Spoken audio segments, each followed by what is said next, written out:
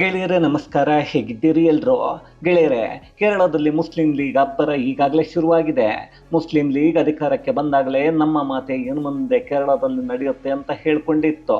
ಈಗ ಕೇರಳದ ವಕ್ಫ್ ಬೋರ್ಡ್ ತನ್ನ ಆಟವನ್ನು ಮುಂದುವರಿಸ್ತಾ ಕೇರಳದ ಮೊನಂಬಂನಲ್ಲಿರೋ 400 ಎಕರೆ ನನಗೆ ಸೇರಬೇಕು ಅನ್ನೋ ಘೋಷಣೆಯನ್ನು ಮಾಡಿ ಉಮೀದ್ ಪೋರ್ಟಲ್ನಲ್ಲಿ ನೋಂದಣಿಯನ್ನು ಮಾಡಿಕೊಂಡಿದೆ. ಆ ಹಳ್ಳಿಯಲ್ಲಿ ಸುಮಾರು 90% ಕ್ರೈಸ್ತರಿದ್ದಾರೆ.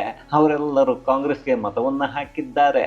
ಆದರೂ ಅವರ ಜಾಗ, ಆಸ್ತಿ ಎಲ್ಲವೂ ಈಗಾಗಲೇ ಎಲ್ಲೋ ಹೋಗ್ತಾ ಇದೆ. ಹಾಗಾದರೆ ಅಲ್ಲಿರೋ ಕಾಂಗ್ರೆಸ್ ಸರ್ಕಾರ ಮಾಡ್ತಾ ಇರೋದೇನೋ? ವಕ್ಫ್ ಬೋರ್ಡ್ ನ್ಯಾಯಾಲಯದ ಆದೇಶಕ್ಕೆ ವಿರುದ್ಧವಾಗಿ ಮಾಡೋಕ್ಕೆ ನಿಂತಿರೋದೇನೋ? ಆ ಜಾಗ ನಿಜವಾಗ್ಲೂ ಯಾರದ್ದೋ? ಮುಂದೆ ಆ ಹಳ್ಳಿಯ ಜಮೀನಿನ ಕಥೆ ಏನೋ? ಎಲ್ಲವನ್ನ ಈ ವಿಡಿಯೋದಲ್ಲಿ ನೋಡ್ಕೊಂಡು ಬರೋಣ ಬನ್ನಿ. ಗೆಳೆಯರೇ, ಕೇರಳದಲ್ಲಿ ಕಾಂಗ್ರೆಸ್ ಮತ್ತು ಮುಸ್ಲಿಂ ಲೀಗ್ ಅಧಿಕಾರವನ್ನು ಹಿಡಿದಿವೆ. ಅಲ್ಲಿ ಮುಸ್ಲಿಂ ಲೀಗ್ ಅಧಿಕಾರಕ್ಕೆ ಬಂದಾಗಲೇ ಹೇಳ್ಕೊಂಡಿತ್ತು, ಇನ್ನು ಮುಂದೆ ಕೇರಳದಲ್ಲಿ ನಾವು ಹೇಳಿದ್ದೆ ನಡೆಯುತ್ತೆ, ನಮ್ಮನ್ನು ತಡೆಯೋರು ಯಾರೂ ಇಲ್ಲ ಅಂತ. ಜೊತೆಗೆ ಅವರ ಪ್ರತಿಭಟನೆ ಅಥವಾ ಕೆಲವು ಕಡೆಗಳಲ್ಲಿ ಸಂಭ್ರಮಾಚರಣೆ ಹೆಸರಲ್ಲಿ ಕೂಗಿದ್ದ ಘೋಷಣೆಗಳು ಯಾವುದೇ ಉಗ್ರರಿಗೂ ಕಡಿಮೆಯೇನೂ ಇರಲಿಲ್ಲ. ಈಗ ಅದರ ಮೊದಲ ಭಾಗವಾಗಿ ಕೇರಳದ ವಕ್ಫ್ ಬೋರ್ಡ್ ಒಂದು ನಿರ್ಧಾರವನ್ನು ತಗೊಂಡಿದೆ. ಇದನ್ನು ನಿರ್ಧಾರ ಅನ್ನೋದಕ್ಕಿಂತ ಬಾಲವನ್ನು ಬಿಚ್ಚಿದೆ ಅಂದ್ರೂ ತಪ್ಪಾಗಲ್ಲ. ಯಾಕಂದ್ರೆ ಎರ್ನಾಕುಲಂನ ಕಡಲ ತೀರದ ಒಂದು ಗ್ರಾಮ ಮುನಂಬಂ, ಇದು 7 ವರ್ಷಗಳ ಹಿಂದೆ ಇಡೀ ದೇಶದಲ್ಲಿ ಸಿಕ್ಕಾಪಟ್ಟೆ ಸುದ್ದಿಯಾಗಿತ್ತು. ಅಲ್ಲಿರೋ ಜನಸಂಖ್ಯೆಯಲ್ಲಿ 90% ಕ್ಯಾಥೋಲಿಕ್ ಕ್ರೈಸ್ತರೇ ಇದ್ದಾರೆ. ಅಲ್ಲಿರೋ ಜನರು ಅವರ ಜಮೀನನ್ನು ನೋಡಿಕೊಂಡು ಹೆಂಗೋ ವಾಸವನ್ನು ಮಾಡ್ತಾ ಇದ್ರು. ಆದರೆ 2019ರಲ್ಲಿ ಇದ್ದಕ್ಕಿದ್ದ ಹಾಗೆ ಕೇರಳ ವಕ್ಫ್ ಬೋರ್ಡ್ ಇದೇ ಮುನಂಬಂನ 400 ಎಕರೆ ಭೂಮಿ ಇದೆಯಲ್ಲ, ಅದೆಲ್ಲ ನನ್ನದೇ ಅನ್ನೋ ಘೋಷಣೆಯನ್ನು ಮಾಡಿಕೊಂಡಿತ್ತು. ಅಂದರೆ ಇಡೀ ಗ್ರಾಮವೇ ನಮ್ಮದು ಅಂತ ಹೇಳ್ಕೊಂಡಿತ್ತು. ಆ ಗ್ರಾಮದ ಕ್ರೈಸ್ತರು ಗಾಬರಿಯಾಗಿ, ಇಲ್ಲ ಏನಾಗ್ತಾ ಇದೆ, ಇಷ್ಟು ವರ್ಷದಿಂದ ನಾವೇ ಇದ್ದೀವಿ, ಆದರೂ ಇದೆಲ್ಲ ಹೇಗೆ ಆಗುತ್ತೆ ಅನ್ನೋ ಯೋಚನೆಯನ್ನು ಮಾಡಿ ಆ ಗ್ರಾಮದ ಜನರು ಪ್ರತಿಭಟನೆಯನ್ನು ಶುರು ಮಾಡಿದ್ರು. ಯಾವಾಗ ಅಲ್ಲಿ ಪ್ರತಿಭಟನೆ ಶುರುವಾಯಿತೋ ಕೇರಳದ ಇಡೀ ಕ್ರೈಸ್ತ ಸಮುದಾಯ ವಕ್ಫ್ ಬೋರ್ಡಿನ ವಿರುದ್ಧ ನಿರ್ಧಾರವನ್ನು ಖಂಡಿಸಿದ್ವೋ, ಪ್ರತಿಭಟನೆಯನ್ನು ನಡೆಸಿದ್ವೋ. ಈ ವಿವಾದ ಕೇರಳದ ಹೈಕೋರ್ಟಿನ ಮೆಟ್ಟಿಲನ್ನು ಏರಿತ್ತು. ಆಗ ಹೈಕೋರ್ಟ್ ಈ ಕೇಸಿಗೆ ತಡೆಯನ್ನು ಕೊಟ್ಟು ಯಥಾಸ್ಥಿತಿಯನ್ನು ಕಾಯ್ದುಕೊಳ್ಳೋಕೆ ಹೇಳಿತ್ತು. ಅಲ್ಲಿದ್ದ ಕ್ರೈಸ್ತರಿಗೆ ಈ ಭೂಮಿಯನ್ನು ಇಟ್ಕೋಬೇಕು ಅಥವಾ ಮಾರಾಟವನ್ನು ಮಾಡಬೇಕು ಗೊತ್ತಾಗದ ಪರಿಸ್ಥಿತಿ. ಅದಕ್ಕೆ ಕಾರಣ, ಆ ಭೂಮಿಯನ್ನು ಇಟ್ಕೊಂಡ್ರೆ ಅದಕ್ಕೆ ಬೆಲೆ ಇಲ್ಲ, ಅಪ್ಪಿತಪ್ಪಿ ಮಾರಾಟ ಮಾಡೋಕ್ಕೆ ಹೋದರೂ ಖರೀದಿ ಮಾಡೋರು ಇಲ್ಲ. ವಕ್ಫ್ ಬೋರ್ಡ್ ಭೂಮಿಯ ಮೇಲೆ ಯಾವನಾದರೂ ಖರೀದಿ ಮಾಡ್ತಾನ? ಇಂತಹ ಸಮಯದಲ್ಲಿ ಕೇರಳದ ಪಿಣರಾಯಿ ವಿಜಯನ್ ಸರ್ಕಾರ ಜನರ ಕಣ್ಣಿಗೆ ಮಣ್ಣು ಹಾಕೋ ಪ್ಲಾನ್ ಮಾಡ್ಕೊಂಡಿತ್ತು.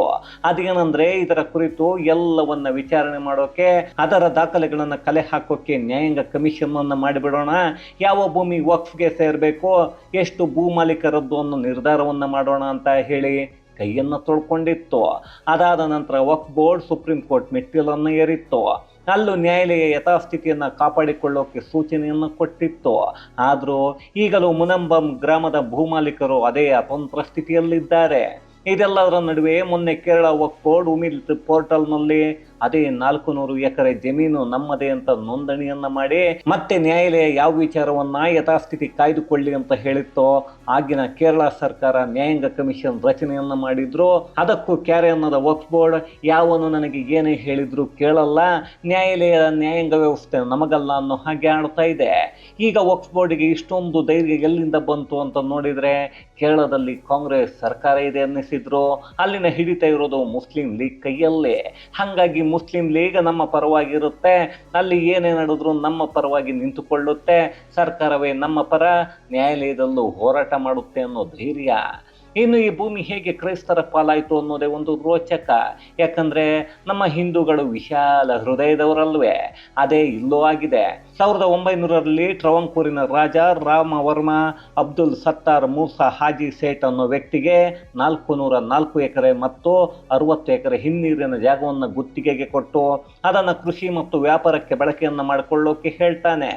ಅದೇ ರಾಜನ ವಂಶಸ್ಥ ಸಿದ್ದಿಕ್ ಸೇಠ್ ಅನ್ನೋ ವ್ಯಕ್ತಿ 1950ರಲ್ಲಿ ಅದೇ ಭೂಮಿಯನ್ನ ಫಾರೂಕ್ ಕಾಲೇಜಿನ ಆಡಳಿತ ಮಂಡಳಿಗೆ ಶಿಕ್ಷಣಕ್ಕೆ ಉಪಯೋಗ ಆಗಲಿ ಅನ್ನೋ ಕಾರಣಕ್ಕೆ ವಕ್ಫ್ ಮಾಡಿ ಕೊಡ್ತಾರೆ, ಅಂದರೆ ದಾನವಾಗಿ ಕೊಡ್ತಾರೆ. ಅದಾದ ನಂತರ ಅದೇ ಫಾರೂಕ್ ಕಾಲೇಜಿನ ಆಡಳಿತ ಮಂಡಳಿ ಈಗ ಇರೋ ಜನರಿಗೆ ಮಾರಾಟವನ್ನು ಮಾಡುತ್ತೆ. ಅಂದರೆ ಈಗ ಅಲ್ಲಿರೋ ಜನರು ಕಾಲೇಜು ಆಡಳಿತ ಮಂಡಳಿಯಿಂದ ದುಡ್ಡನ್ನು ಕೊಟ್ಟು ಜಮೀನನ್ನು ಖರೀದಿ ಮಾಡಿದ್ದಾರೆ. ಅದಕ್ಕೆ ಬೇಕಾದ ದಾಖಲೆಗಳು ಅವರ ಬಳಿ ಇದ್ದಾವೆ. ಆದರೂ ಈಗ ಜಮೀನು ಇದ್ರೂ ಜಮೀನುದಾರರಲ್ಲದ ಪರಿಸ್ಥಿತಿ ಅಲ್ಲಿನ ಜನರದ್ದು. ಅದೇನೋ ಆಗತ್ತೆ. ಸದ್ಯಕ್ಕೆ ನ್ಯಾಯಾಲಯದಲ್ಲಿ ಕೇಸಿದೆ.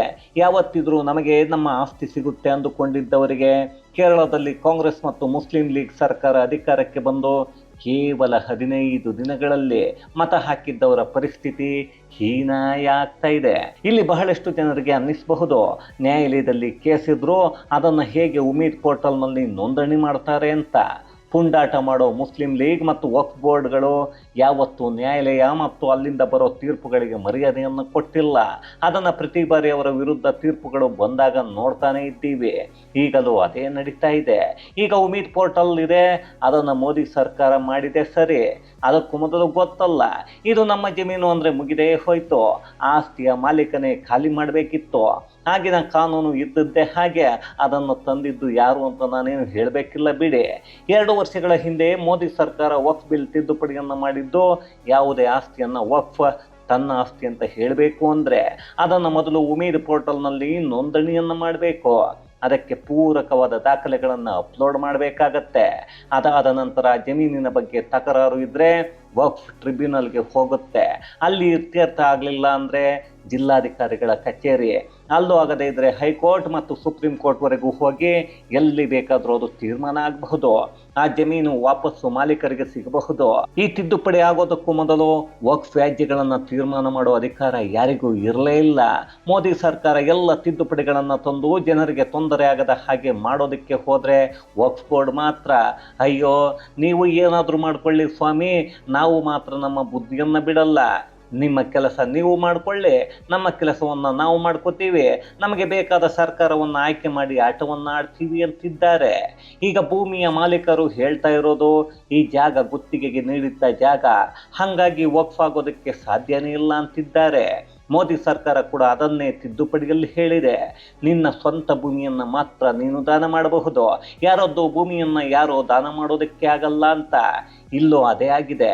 1950ರಲ್ಲಿ ವಕ್ಫ್ ಮಾಡಿಕೊಟ್ಟಿರೋ ಸಿದ್ದಿಕ್ ಸೇಠ್ ಅವರ ಸ್ವಂತ ಭೂಮಿ ಇದಲ್ಲ, ಅವರ ವಂಶಸ್ಥರದ್ದು ಅನ್ನೋದು ನಿಜ.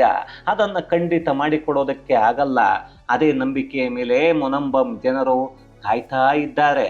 ಪಾಪ ಈ ಕ್ರೈಸ್ತರನ್ನ ಕಾಂಗ್ರೆಸ್ ಹೇಗೆ ಮಂಗ ಮಾಡಿತ್ತು ಅಂದರೆ, ಇದೇ ಮೊನಂಬಂ ವಿಚಾರವಾಗಿ ಇಡೀ ಕೇರಳ ಕ್ರೈಸ್ತ ಸಮುದಾಯ ಚುನಾವಣೆಗೆ ಮೊದಲು ಕಾಂಗ್ರೆಸ್ ವಿರುದ್ಧ ರೊಚ್ಚಿಗೆದ್ದಿತ್ತು.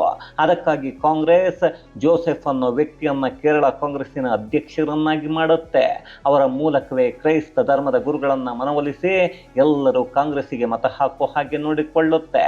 ಆದರೆ ಮತ ಹಾಕಿದವರ ಕರ್ಮಕ್ಕೆ, ಈ ಸರ್ಕಾರಕ್ಕೆ ಮತ ಹಾಕಿದ್ದಕ್ಕೆ ಅಲ್ಲಿನ ಕ್ರೈಸ್ತರು ಒದ್ದಾಡೋ ಪರಿಸ್ಥಿತಿ ಬಂದಿದೆ. ಈಗ ಕಾಂಗ್ರೆಸ್ ಮತ್ತು ಮುಸ್ಲಿಂ ಲೀಗ್ ಸರ್ಕಾರ ಇದೆ. ವಕ್ಫ್ ಹಿಂಗೆಲ್ಲ ಮಾಡ್ತಾ ಇದ್ರೆ ಏನಾದರೂ ಮಾಡುತ್ವಾ ಅಂದರೆ ಖಂಡಿತ ಇಲ್ಲ. ಆದರೂ ಒಂದು ಸಾಧ್ಯತೆ ಮಾತ್ರ ಖಂಡಿತ ಇದೆ. ಈಗ ನಮ್ಮ ಸರ್ಕಾರ ಅಧಿಕಾರಕ್ಕೆ ಬಂದಿದೆ, ಹಾಗಾಗಿ ಈಗಲೇ ಇಂತಹ ಕೆಲಸಕ್ಕೆ ಕೈ ಹಾಕೋದು ಬೇಡ ಅನ್ನೋದನ್ನು ವಕ್ಫ್ ಬೋರ್ಡ್ಗೆ ಹೇಳಿ ತಣ್ಣಗಾಗಿಸಬಹುದು. ಯಾಕಂದರೆ ಇಲ್ಲಿ ವಕ್ಫ್ ಬೋರ್ಡ್ ಬಳಿ ಕೂಡ ಅದಕ್ಕೆ ಬೇಕಾದ ಸರಿಯಾದ ದಾಖಲೆಗಳಿಲ್ಲ, ಎಲ್ಲವೂ ಜನರ ಬಳಿ ಇವೆ, ಅದು ಮಾರಾಟ ಆಗಿದೆ. ಹಾಗಾಗಿ ಇದು ನ್ಯಾಯಾಲಯಕ್ಕೆ ಹೋದ್ರೂ ನಿಲ್ಲಲ್ಲ. ಯಾಕಂದರೆ ಮೋದಿ ಸರ್ಕಾರದ ತಿದ್ದುಪಡಿ ಅನ್ನೋದು ಅಷ್ಟೊಂದು ಕಠಿಣವಾಗಿದೆ.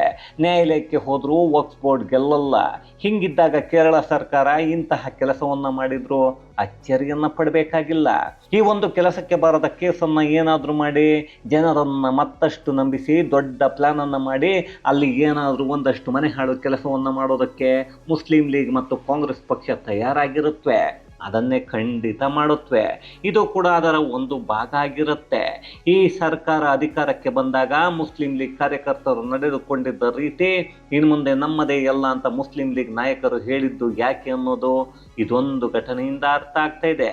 ಇಂತಹ ಇನ್ನೂ ಅದೆಷ್ಟೋ ಘಟನೆಗಳು ನಡೆಯೋದು ಬಾಕಿ ಇದೆ. ತಾಳ್ಮೆಯಿಂದ ನಾವು ನೋಡಲೇಬೇಕು.